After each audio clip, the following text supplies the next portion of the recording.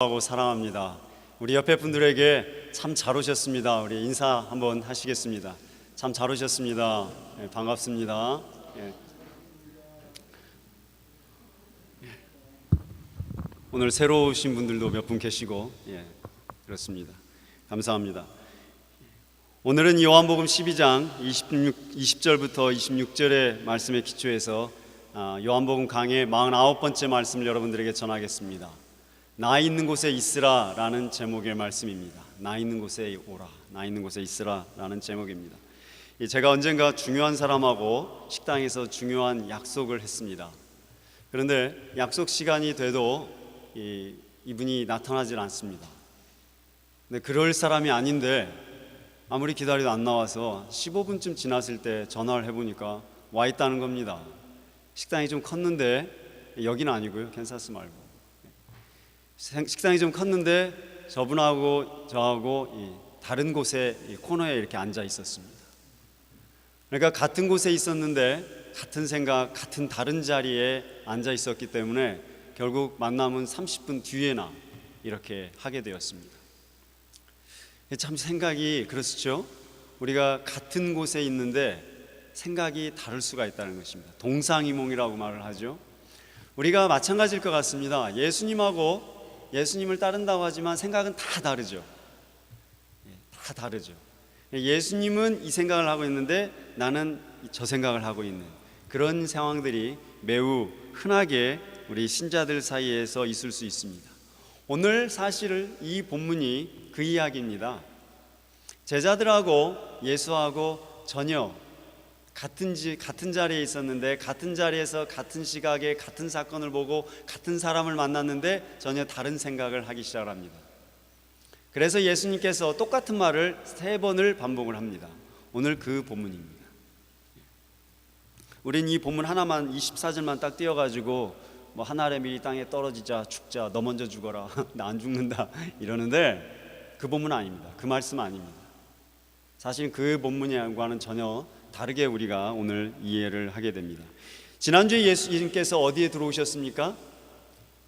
예루살렘에 예수님께서 들어오셨습니다. 예수님께서 예루살렘에 들어오시니까 당연히 이제 예루살렘에 그 당시에 유월절 만찬이 이루어지는 지역 명절이기 때문에 아주 많은 사람들이 몰려 있었습니다. 거의 100만에 가까운 사람들이 모여 있었는데 예수님이 예루살렘에 들어왔다는 소식을 듣고 그 많은 사람들이 이제 예수를 보기를 원해서 예수님께로 나오는 것입니다.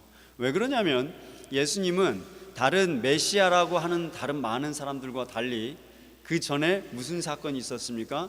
예수님이 예루살렘에 들어오기 직전에 무슨 사건이 있었어요? 나사로를 살렸지 않습니까? 죽은 사람을 살린 사건을 배경으로 하고 지금 예루살렘에 들어오신 겁니다. 그렇기 때문에 많은 사람들이 예수라는 존재를 보기 위해서 굉장히 예수를 찾아오려고 하는 그런 상황에 놓여 있습니다. 그러면 생각해 보시기 바랍니다. 그 한 사람을 그 많은 사람이 보려고 하니까 만날 수 있겠습니까? 또 사람들은 어떤 생각을 하고 있냐면 이제 메시아 예수가 와서 로마 제국을 뒤엎고 자기들이 원하는 메시아, 자기들이 원하는 제국, 자기들이 원하는 교회 이걸 만들 줄 알고 있었습니다. 그러니까 지금 이 예루살렘 사람들이나 제자들이나 전부 다 예수를 통해서 무엇을 기대하고 있었습니까? 예수가 칼을 들기를 기대하고 있습니다. 다 뒤엎어버린 거죠. 로마 다 뒤엎어버린 거죠. 그러기를 기다리고 지금 예루살렘 맞이했습니다. 그러니까 지금 이런 상황에서 사람들이 할 행동은 뭐겠습니까? 예수님한테 눈도장 찍는 거예요. 문재인 씨가 후보였을 때는요 아무도 찾지 않았어요. 왜냐하면 문재인이 대통령 되나 안 되나 모르는 상황이었습니다.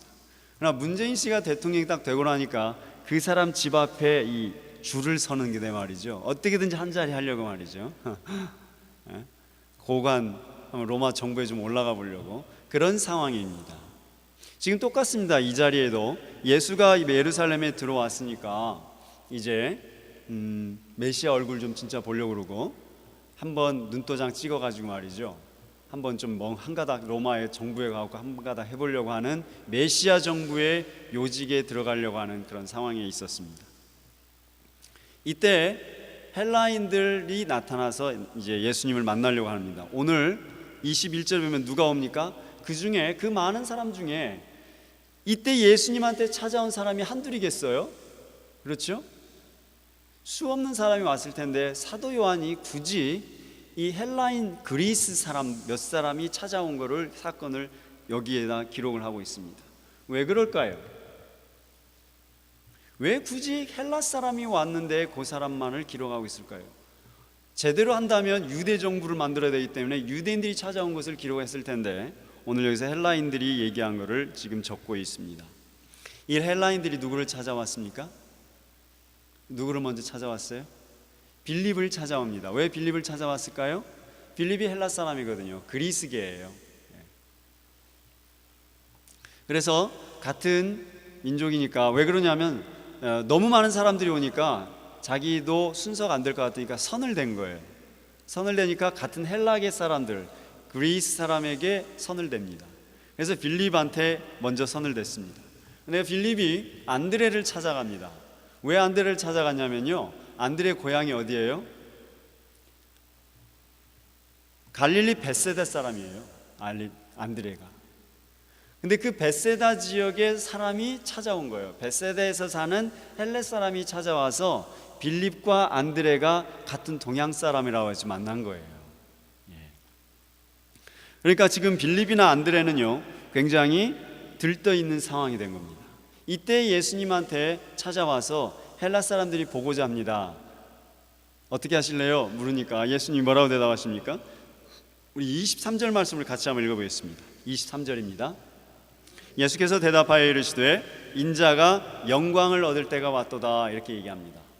왜 예수님이 이 말씀을 하셨을까요? 인자가 영광을 얻을 때가 왔다, 이렇게 얘기합니다. 지금 빌립과 안드레의 심정은 뭡니까? 너무 기분 좋은 거예요. 왜? 유대인들도 아니고 이제 그리스 사람들이 예수를 찾아온 겁니다. 그것도 선생님 만나볼 수 있습니까? 레바이, 다시 말하면 이 헬라 사람들도 예수를 메시아로 인정하기 시작한 겁니다. 그래서 예수를 만나려고 찾아온 거예요. 그러니까 제자들 눈에는 뭐가 됐어요? 뭐가 딱 들어왔습니까? 와, 이제 헬라 사람들도 이제 예수를 믿기 시작하구나, 이제 우리 뭔가 되겠구나, 이렇게 생각을 하기 시작한 겁니다. 그때 예수님이 그 제자들에게, 빌립과 안드레에게 하신 말씀이 드디어 인자가 영광을 받을 때가 왔다, 이렇게 얘기를 합니다. 이 말이 예수가 그렇게 말씀하셨을까요? 이제 막 숫자가 막 늘어난다, 부흥한다, 성도들, 사람들 막 늘어난다, 이렇게 얘기했을까요? 아닙니다. 지금 예수님이 인자가 영광 받을 때가 왔다, 그러니까 안드레와 빌립은 뭘 알아들었냐면요, 로마 정부를 이기겠구나, 또는 이제 메시아 정부가 만들어지겠구나, 또는 이제 예수를 따르는 무리가 엄청나게 숫자가 많아지겠구나, 돈 많아지겠네, 숫자 많아지겠네, 이러기 시작을 했습니다. 그렇잖아요? 수적으로 딱 계산하면 지금 제자들 머릿속에는 그것만 돌아가고 있어요. 우리 권세가 얼마나 커질 것인가를 생각하고 있습니다. 그때에 예수님께서 인자가 영광을 받을 때가 왔다, 한 알의 밀알이 땅에 떨어져 죽지 아니하면 한 알 그대로 있고 땅에 떨어져 죽으면 많은 열매를 맺느니라, 이런 얘기를 하기 시작을 하고요. 또 그 다음에 26절에 가서 보시면, 25절에 가시면 또 직접적으로 자기 생명을 사랑하는 사람은 죽을 것인데 자기 생명을 잃는 사람은 영원히 영생을 얻을 것이다, 이렇게 얘기를 합니다. 같은 말을 계속 반복을 합니다. 그러니까 지금 인자의 영광을 받을 때가 왔다거나, 이 한 알의 밀이 떨어져 죽어야 한다거나, 자기의 생명을 사랑하거나 잃어야 된다, 이 말씀이나 사람이 나를 섬기려면 나를 따르라, 전부 다 같은 말입니다. 같은 말을 4번 반복합니다. 왜? 제자들이 말을 안 들으니까. 예수님은 지금 이 말씀을 듣고, 이 말을 듣고 헬라 사람이 왔다는 것 때문에 사람들은 전 세계에 복음화의 가능성이 열렸다, 이렇게 들으시고 이렇게 이해하시고 이렇게 설교하시는데 그 이야기 아닙니다. 지금 그 이야기가 아니고 예수님이 인자가 영광을 얻을 때가 왔다라는 얘기는 전혀 반대의 이야기입니다. 인자라고 얘기하면요, 구약에서 이 인자란 말은 무슨 의미를 상징했습니까? Son of God. 무슨 말입니까? 마지막 때의 심판의 주를 인자라고 얘기합니다. 인자라고 딱 예수님이 얘기하시죠. 지금까지 인자라고 잘 얘기하지 않으셨어요. 그런데 에스겔서와 다니엘서 이쪽에 이사야서 보시면 전부 다 인자할 때는 뭐예요? 심판입니다. 인자라고 얘기하면 심판과 열광이 됩니다. 그리고 마지막 때입니다. 근데 그 인자가 영광을 받을 때가 왔다. 그 영광을 무슨 영광을 받습니까? 우리는 영광하니까 성경에서 말할 때, 성경을 읽으실 때, 그러니까 성경에서 성경을 너무 우습게 생각하시면, 그냥 표면적으로만 읽으시면 영광이라고 하면 다 똑같은 영광이라고 생각을 하세요. 예. 근데 그렇지 않습니다. 여기서 말하는 영광은 다시 말하면 무슨 우리가 말하는 뭐 빛의 글로리, 뭐 찬란한 영광, 뭐 잘되고 뭐 부흥하고 이런 걸로 생각하시지만, 여기서 말할 때 요한복음의 영광은 뭘 말하는 겁니까? 십자가입니다. 다르게 말해서 it's the time, it's the high time for the Messiah, for Jesus Christ to take over the cross, 이 소리예요. 인자가 십자가를 질 때가 왔다, 이 소리입니다. 헬라 사람들이 오는 걸 보고 예수 그리스도가 들떠있는 제자들에게 하신 말씀, 십자가 져라, 십자가 질 때가 왔다. 그 말은 무슨 말입니까? 내 죽을 때가 다 됐다, 이 소리예요. 나 죽을 때 다 됐다. 재밌지 않으세요? 성경이 이런 거예요. 우리는 영광, 겉으로만 읽고 영광하니까 우리도 영광을 누리고 잘되고 축복받고 산바짝 죽고 돈 축복, 가정의 축복, 자녀의 축복, 축복받을 걸로 생각을 하시지만, 성경은 그 얘기를 하지 않으십니다. 예수 그리스도는 그 얘기하지 않으셨습니다. 영광을 누리려 했던 제자들 앞에, 그들의 바로 눈앞에 예수님이 얘기합니다. 십자가 질 때가 됐다, 죽을 때 되었다, 이렇게 얘기를 하고 계십니다. 제자들이 이 말을 이해했을까요? 안 했을까요? 이해를 안 했습니다. 왜? 듣기 싫잖아요. 누가 십자가 지라는데 듣기 좋아요? 못 들은 척합니다. 역시 우리 예수의 제자들입니다. 못 들은 척해요. 그래서 예수님이 더 쉽게 얘기해 줍니다. 우리 24절 같이 읽어보겠습니다. 24절. 내가 진실로 진실로 너희에게 이르노니 한 알의 밀이 땅에 떨어져 죽지 아니하면 한 알 그대로 있고 죽으면 많은 열매를 맺느니라, 이렇게 얘기하십니다. 이 말씀을 우리는 들을 때 우리는 잘 이해를 못합니다. 왜? 유대인들의 그 농업에 관련되어 있기 때문에 그렇습니다. 그래서 우리는 이 요한복음 12장 24절 낭만적인 말씀으로 하나만 딱 떼가지고 줄줄 외웁니다. 죽자, 예? 죽자, 이런 얘기를 하지만 사실 그 얘기가 아닙니다. 이 말은 유대인들은 당시 팔레스타인 지역은요, 우리와는 다르게 10월과 12월 겨울에 파종합니다. 땅이 딱딱하고 얼어있는 그때에 파종을 합니다. 그리고 3, 4월에 그때 추수를 합니다. 우리하고 거꾸로 돼 있어요. 농업이. 우리는 언제 씨를 뿌려요? 봄에, 3, 4월에. 추수를 언제 해요? 9월, 10월 이때 하죠. 이 사람들은 거꾸로 돼 있어요. 그때 파종을 합니다. 밀은 그때 파종합니다. 팔레스타인 지역에서. 그러니까 그때 밀을 파종을 하면 뿌리 내리는 게 있고 뿌리 내리지 않는 게 있게 됩니다. 당연하겠죠. 땅이 그렇게 그나마 그 땅이 척박한 땅이기 때문에 더 그렇습니다. 그래서 그때 그걸 배경으로 예수님이 얘기를 하십니다. 그러니까 앞에 말보다는 인자, 영광 어쩌고저쩌고 하는 것보다는 더 쉬운 말입니다. 제자들에게는. 그렇죠? 그래서 땅에 떨어져서 이 씨가 죽어야만, 땅에 녹아져 들어가야만 열매를 맺는 것입니다. 당연하죠. 씨가 그대로 있으면 어떻게 돼요? 씨 자체가 썩어버릴 뿐이 아니겠습니까? 예. 그 씨가 죽어야 돼요. 근데 씨가 안 죽으려고 해요. 예. 그래서 예수님께서 이 말씀을 하신 거죠. 제자들이 죽어야 됩니다. 제자들이 십자가를 져야 합니다. 그러나 십자가를 안 지려고 해요. 그러니까 이 이야기를 하신 겁니다. 그러므로 십자가를 져라. 십자가를 안 지면 열매가 없다, 영광이 없다, 이 이야기입니다. 우리 기독교의 특징은 뭡니까? 십자가를 거치지 않고는 여러분에게 영광이 없습니다. 죽지 않고는 부활할 수 없습니다. 예. 죽어야 됩니다. 우리 자아가 죽어야 됩니다. 우리 자아를 붙들고 있을 때는 결코 영을 체험할 수 없으며 결코 성령님을 만날 수 없으며 결코 하나님 나라에 들어갈 수가 없습니다. 여러분, 죽으세요. 저도 죽어야 되고 우리 성도님들도 죽어야 됩니다. 예수님이 말씀하신 내용입니다. 지금 예수님께서는 얘기합니다. 제자들에게 그 얘기를 합니다.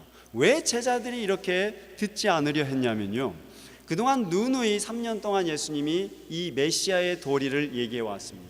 십자가의 도리를 얘기해 왔습니다. 그러나 그것이 그 제자들이 들을 때는요, 그렇잖아요. 한 사람이 죽어버리면 뭐가 되느냐 이거죠.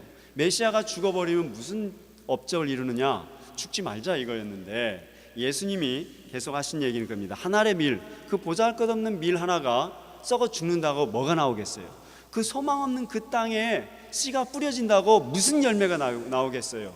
그 소망 없어 보이고 희망이 없고 가능성이 없는 그곳에서 한 밀 하나만 썩어 뿌리 내리면 열매가 맺힌다라고 예수님이 다시 얘기하는 거예요. 마지막 죽기 며칠 전? 6일 전에 얘기하십니다. 지난 3년 동안 해왔던 얘기를 다시 마지막 죽기 6일 전에 얘기하십니다. 너희들 눈에는 희망이 없어 보이고 너희들 눈에는 그게 손해예요. 우리는 뭐예요? 투자한 대로 얻어야 됩니다. IO gain이라고 그러죠. Investment and gain. 인풋, 아웃풋대로 우리는 얻어야 됩니다. 그것이 신앙 기독교인들의 사고로 점령을 하면 이게 무서운 결과를 낳습니다. 돈을 투자한 만큼 얻어내야 되는 거예요. 그게 교회입니까? 그게 신앙입니까? 자, 돈이 100만 원 들어갔으면 100만 원치 결과가 나오는 것이 교회이고 그게 목회입니까? 우리가 100만 원 투자했으면 100명 옵니까? 어린 반푼 업체 없는 소리라고 그래요. 100만 원을 쓰면요, 한 사람이 붙을까 말까 하는 것이 목회고 신앙이 아니겠습니까? 그런 가운데 예수님이 제자들에게 다시 하는 게 그겁니다. 너희 눈에는 손해보는 것이고 너희 눈에는 가치 없는 것이고 너희 눈에는 희망이 없는 것이지만 내가 죽는 것은 한 알의 밀이 땅에 떨어지는 것 같다. 그러므로 그 길을 같이 가자. 예수님이 이렇게 얘기를 하고 계십니다. 제자들이 받아들였을까요? 안 받아들였을까요? 안 받아들였습니다. 그렇게 쉬운 말이지만 그들은 믿고 싶지 않았습니다. 그 인자의 영광을 받아들이고 싶지 않았습니다. 그러니까 이제 안드레와 빌립의 표정이 뭐냐면, 아이씨, 또 잔소리 하네, 또 저 소리 하네, 너나 죽어라 이러고 있었습니다. 네가 죽으면 내가 죽을게. 이런 상황에서 예수님이 다시 이제는 아예 돌려서 비유로 얘기 안 하시고 직접적으로 얘기하십니다. 25절 말씀 같이 읽겠습니다. 자기의 생명을 사랑하는 자는 잃어버릴 것이요 이 세상에서 자기의 생명을 미워하는 자는 영생하도록 보전하리라 얘기하십니다. 그냥 분명하게 얘기합니다. 우리의 생명을 잃어버려야 얻는다 얘기하고 있습니다. 하지만 우리 예수의 제자들은 자기밖에 모르는 사람들입니다. 메시아가, 예수가 자기 스승이 죽으러 간다는 것을 온전히 깨닫지 못하고 자기밖에 모르기 때문에 오직 모든 관심이 자기 영광, 자기 자아, 나 여기에만 매몰되어 있는 사람들이기 때문에 예수의 말을 또 깨닫지 못했습니다. 그래서 예수님께서 다시 한번 이제 아예 26절에서 이렇게 얘기하십니다. 우리 26절 같이 읽어보겠습니다. 사람이 나를 섬기려면 나를 따르라. 나 있는 곳에 나를 섬기는 자도 거기 있으리니 사람이 나를 섬기면 내 아버지께서 그를 귀히 여기시리라 얘기하십니다. 아예 그냥 예수님께서 이제는 네 번째 똑같은 말씀 얘기하십니다. 아예 직접적으로 나를 따르라. 내가 있는 곳에 너희도 있으라. 나를 섬기려면, 나를 믿는다고 하면 나를 따르라. 내가 한 방법대로 해라. 내가 있는 곳에 나를 섬기는 자도 거기 있게 된다. 그러면 하나님께서 그를 귀하게 여길 것이라. 아주 단도직입적으로 예수님이 얘기하고 계십니다. 이 말은 이런 거죠. 너희들이 나를 섬긴다고 하면 나를 따르라. 내가 하는 방식대로 따르라. 나의 종이라고 한다면 내가 있는 곳에 있어야 한다. 이렇게 말씀을 하고 있습니다. 종은 어느 때 종입니까? 여러분, 우리는 다 하나님의 종이죠. 맞습니까? 우린 예수 그리스도의 제자라고 얘기하는데요, 제자의 원의미는 뭐예요? 종입니다. 슬레이브, 노예입니다. 우린 예수의 노예입니다. 맞습니까? 그렇게 인식하십니까? 우리가 예수의 노예라면요, 뭘 해야 돼요? 예수가 하는 대로 하는 거예요. 예수가 한 대로. 요즘 한국의 육군 대장의 공관병이 갑질당했다고 그러시더구만요. 그 사람이 노예였더구만요. 한마디로 보니까 대장도 아니고 대장 부인의 노예. 그게 우리 모습이라고 생각하시면 됩니다. 사실은. 그러나 하나님이 우리를 인격적으로 대하시죠. 우리는 그렇습니다. 하나님의 종으로서 하나님의 종답게 살아가는 것입니다. 그 얘기는 무슨 말이냐면 우리의 생각이, 우리의 가치관이 성경적으로 바뀌어야 한다는 얘기입니다. 그거 외에는 방법이 없습니다. 그것이 우리의 축복입니다. 바뀌어 보시면 압니다. 그렇죠? 이거는 누구나 다 하시는 겁니다. 종이 자기 마음대로 할 때에는 더 이상 종이 아닙니다. 그거는 주인입니다. 예수님께서 우리에게 오늘 하신 말씀 그렇습니다. 인자가 영광을 받을 때가 왔다. 십자가를 질 때가 왔구나. 예수님이 그 헬라인들 오는 것을 보고서 이제 내 복음의 사역의 열매가 맺혔다. 이제 사람들이 많이 몰려오기 시작한다. 전 세계 복음화의 길이 열렸다. 그 얘기 안 했습니다. 예수님은 그게 아니고요, 이제 죽을 때가 다 됐구나, 이 소리였습니다. 우리의 심령에 그 예수님의 은혜가 넘치기를 바랍니다. 사실 예수님께서 십자가를 지셨고 하늘의 밀이 되셔서 땅에 떨어져 죽으셨기 때문에 우리가 오늘 이 자리에서 정말 평안한 인생의 은혜를 누리고 있는 것이라고 생각이 됩니다. 예수님이 우리 한 사람, 우리도 아니죠, 예수님께서 나 한 사람을 불쌍히 여기셨기 때문에 내 대신 십자가를 지셨습니다. 내가 져야 할 십자가를 예수님이 대신 지시고 죽으셨습니다. 믿으십니까? 받아들이십니까? 내가 죽어야 하는 거, 내 죽을 십자가를 예수님이 대신 지신 거 믿으십니까? 그 은혜입니다. 예수님께서 만약에 자기 자존심, 자기 영광, 그렇잖아요, 그냥 가만히만 있으면 메시아가 돼갖고 부귀영화 누릴 사람인데 십자가의 그 고통에 죽어야 할 때 만약에 안 죽었다면 어떻게 됐을까요? 우리는 아직도 그 밤마다 죄의 사슬에 시달릴 것이며 밤마다 죄의 악몽에 시달릴 것이며 죽음의 두려움에 시달려서 마지막 죽기 직전에 안 죽으려고 몸부림치다가 지옥에 떨어졌을 것입니다. 그렇습니까? 그런 저희를 예수님께서 대신 십자가에서 그 모진 고난을 받으시고 생살에다가 이 대못을 꽂아보세요. 여러분, 우리 몸에다가 바늘 한번 꽂아보세요. 잘 모르시면 저기 한의원에 갔다 와보시면 알죠. 그 침 하나 꽂는데도 얼마나 아프십니까? 그런데 손가락 2개씩 굵기만 한 대못을 3개씩 박았으면, 그것도 신경이 다 모이는 여기 손목에다 박았어요. 우리 그림에는 예수님 십자가를 여기다 박았다고 하는데 그렇지 않아요. 손목에 박습니다. 여기에 신경이 다 몰리는 거 다 아실 거예요. 죽어납니다. 그거 내가 그랬어야 된다고 하면 생각해 보세요. 내 죄가 나를 여기다 박고 발에다 박았어야 되는 겁니다. 근데 예수님이 내 대신 죄를 졌어요. 그러면 더 말할 필요가 뭐가 있어요? 그러지 않으십니까? 그 하나님의 은혜를 우리가 오늘 누리며 살아가고 있습니다. 그 하나님의 은혜 얼마나 고맙습니까? 그 은혜를 누리시는 인생을 사시기 바랍니다.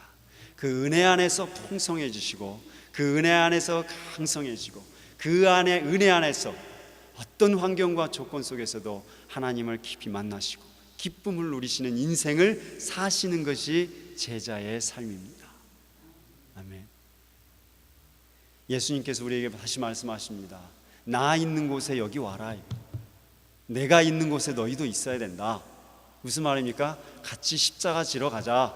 죽으러 가자. 같이 죽자. 이렇게 얘기하고 계십니다.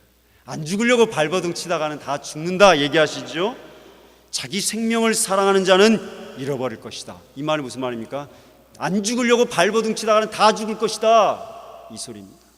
그러나 이 세상에서 자기의 생명을 미워하는 자는 자기를 희생하고 자기의 생명을 내놓고 나눈 자들은 영생하도록 하나님께서 귀하게 여길 것이다 얘기하고 계십니다. 예수님께서 여러분과 함께 하시기를 축원합니다.